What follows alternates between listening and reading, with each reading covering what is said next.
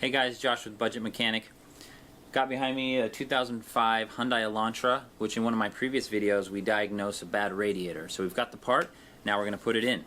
Okay, as you can see, as we found out before, all this splattering here all over the engine compartment was coming from a big crack in the plastic of the radiator right here. So we're going to pop this guy up, put in a new one. Before I do that, I'm going to drain any remaining coolant that's in the radiator so that it doesn't splatter all over me when I'm underneath. The radiator plug is over here, trying not to strip it out. And this style is actually just a plug, so you take it all the way out.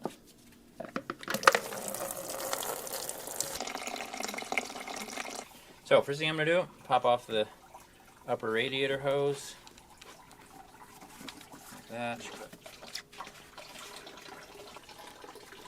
I'll go under here for now. So I have the cooling fan wire on the right hand side. Just a little push tab. Yeah. You can see the plug here. Just push down on that. I'm just going to make sure this wire is unclipped first. Okay, I've got the plug on the other side, same thing. Tab on this side you push down. Reservoir hose from this clip here. Put it to the side. Condenser bracket.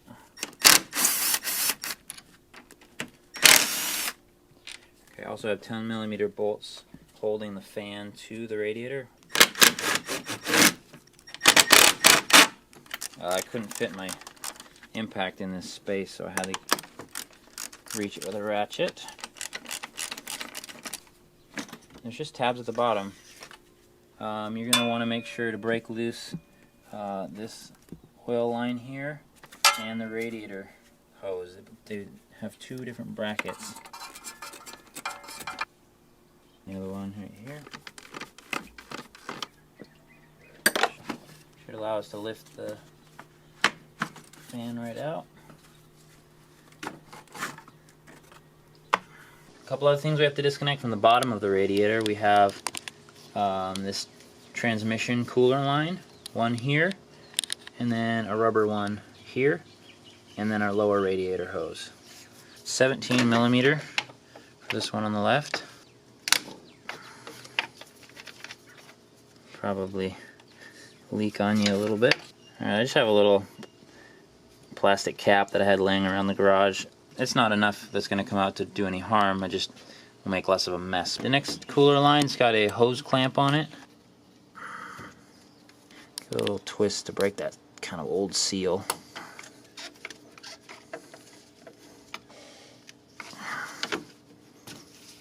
I'm going to try to keep this one facing up as well, just to keep them leaking to a minimum. Stock hose clamps are usually an 8mm head, which is nice. Just to break that seal. I got my bowls moved over because this will probably leak a little bit.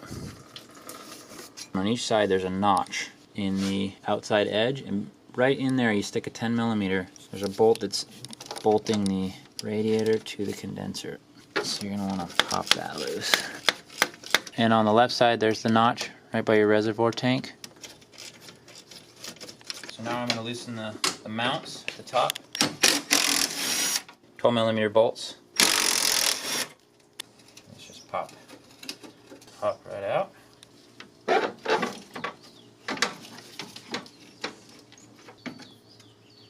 You can see where it was leaking. Someone tried to use some sort of a sealant that didn't really work, just kind of created a gummy mess. Alright, we have the old radiator out.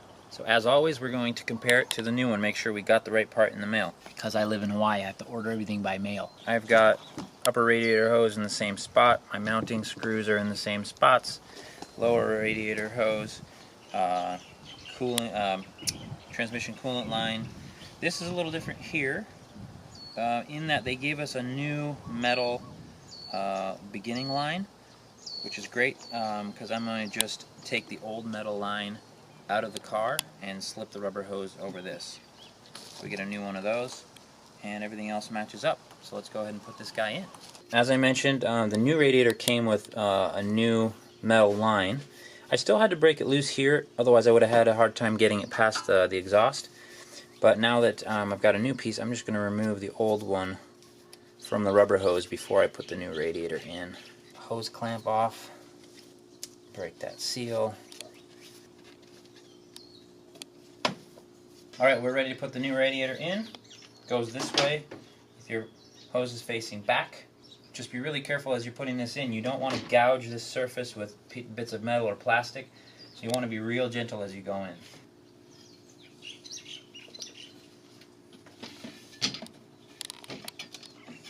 On each side there's a hole, rubber grommet hole, that the feet in the bottom of the radiator actually fit in.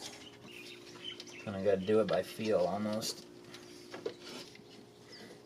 There we go. Kind of pops in. Okay, once I have the feet of the radiator in, the easiest thing I found is to actually kind of bring the condenser up and to the radiator. Kind of find each other. Otherwise you run into the ports over here, kind of messing things up. So once I get it there, I'm going to take one of these screws. I'm just going to finger tighten it in there to hold its spot. So the clip on the back side sometimes gets pushed off center, so you just got to make sure that that piece on the condenser is centered up.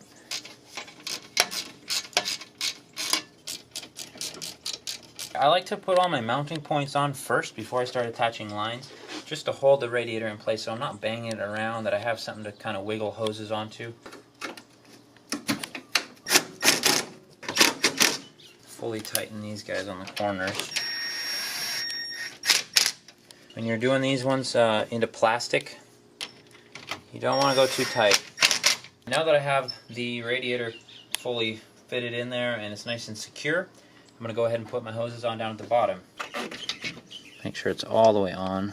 Okay, you just want to kind of go snug. You don't want to over crank that. Don't forget to remove the caps.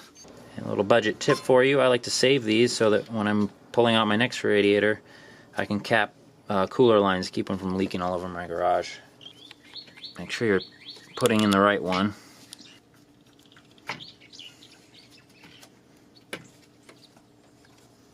Making sure your clamp's on the hose.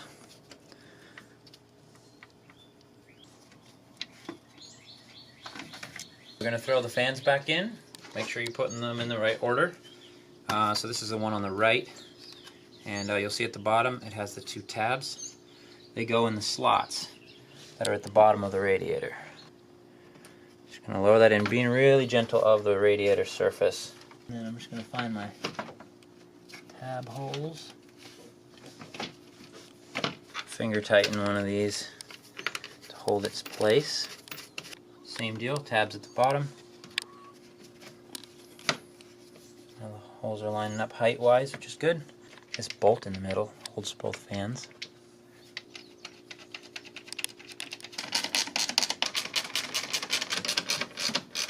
We're also going to do the lower radiator's hose bracket and one of the cooler line brackets right next to it that bolt to the back of that fan housing.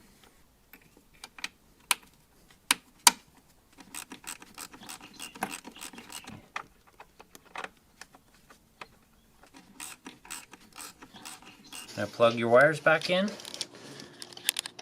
nice and snug till you hear the click. This is a good time to replace your radiator hose if they've got big bulges here, or if they're really soft, or if they've got big deposits on the inside. Obviously any cracks. Slide that back on. Just snug. Clips in right here. And next to the cap. Now that this is all back in, we're just going to fill it up with coolant. Make sure that doesn't leak.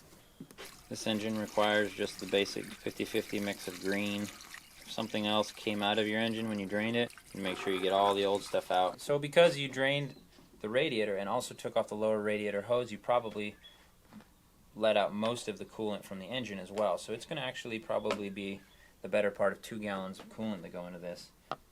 So once the level's up to the neck of the radiator and it's stopped bubbling, it'll become full. Good job, new radiator's in. Once you have it in and filled up, Start the car up, check for leaks, let it warm up all the way, and then once you have, turn it off, let it cool down, check your radiator levels, and refill as needed. But that's it.